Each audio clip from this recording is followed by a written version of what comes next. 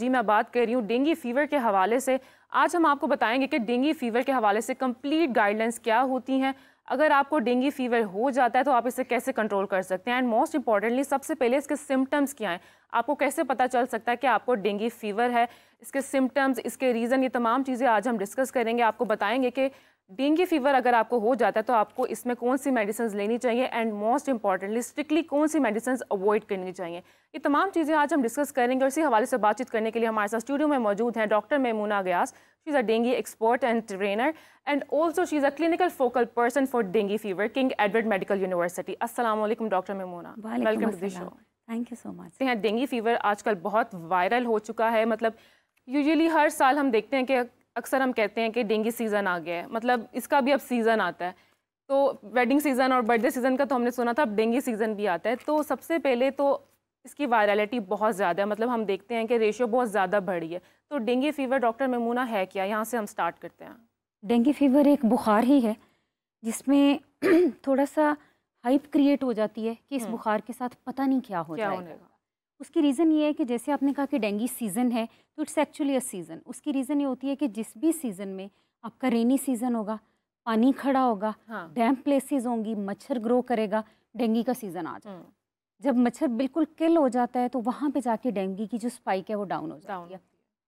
यहाँ पे एक बहुत बड़ा मिसकंसेप्शन है कि फरवरी आएगा, टेम्परेचर 10 तक ड्रॉप करेगा, 0 तक ड्रॉप करेगा, तो डेंगू का जो मच्छर है वो मर जाएगा और वायरस भी किल हो जाएगा। तो ऐसा नहीं होता। दुनिया के वो मुल्क जिनका जो टेम्परेचर है वो 0 में भी रहता है, माइनस में भी रहता है, डेंगू वहाँ पे भी है। और वो कंट्रीज़ जिनमें बहुत हाई टेम्परेचर्स हैं, लाइक 35, 40, इवन 40+, वहाँ पे भी ये मच्छर की कुछ स्ट्रेन्स ऐसी हैं जो कि सर्वाइव करती हैं और ये डेंगू वायरस को ट्रांसफ़र करती हैं। तो मेन चीज़ ये है कि जो वायरस इटसेल्फ है ना, वो आपके एनवायरनमेंट में सर्वाइव नहीं करता।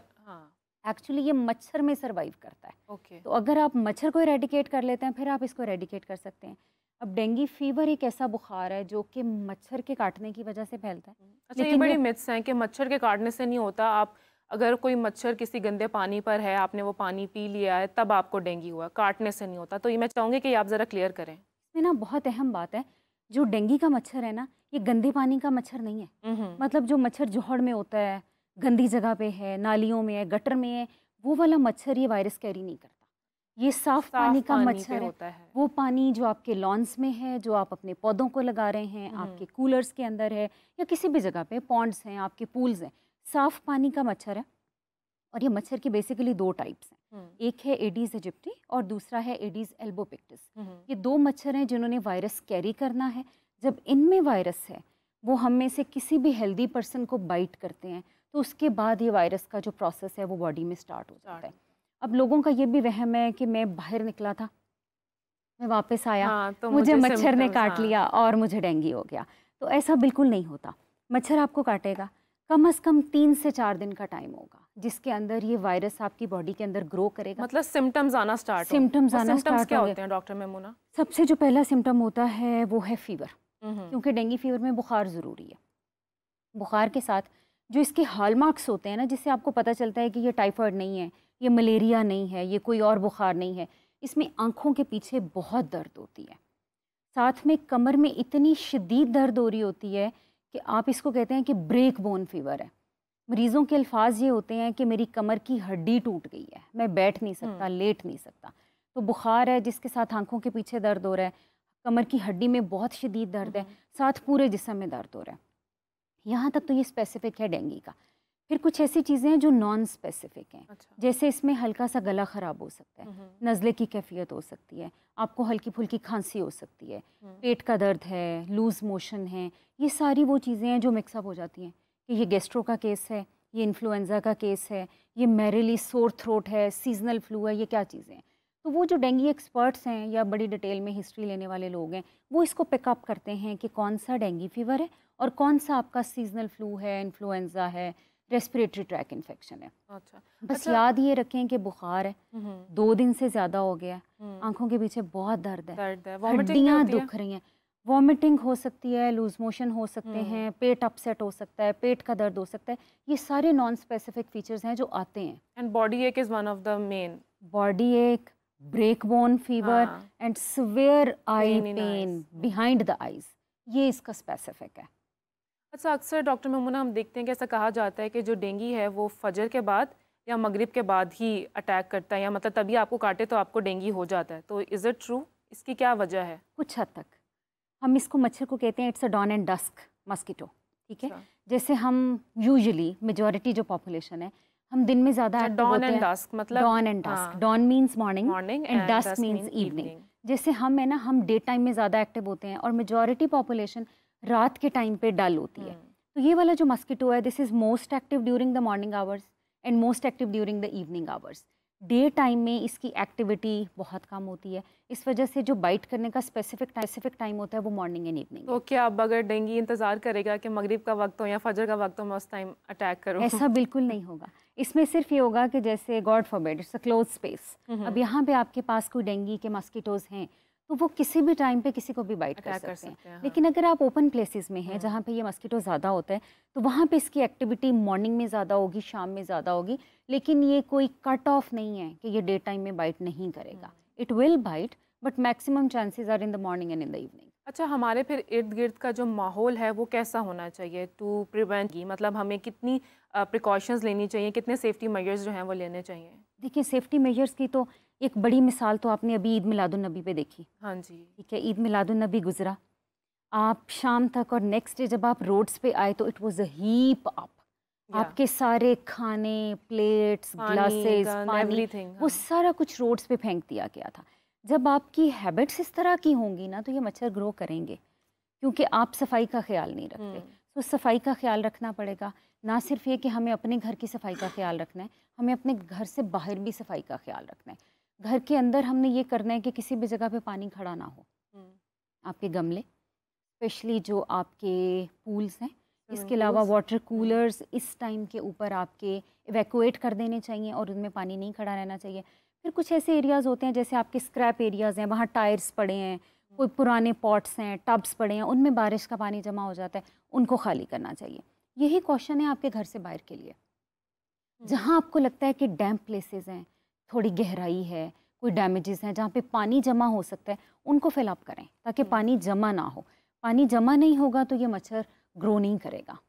अच्छा, ये सिर्फ पाकिस्तान का मसला नहीं है डेंगू का, मतलब हम देखते हैं वर्ल्ड वाइड है, इंटरनेशनली है। अमेरिका में 3000 प्लस केसेस चल रहे हैं, और रिसेंटली 2 दिन पहले की रिपोर्ट है बांग्लादेश में 800 people died because of dengue virus.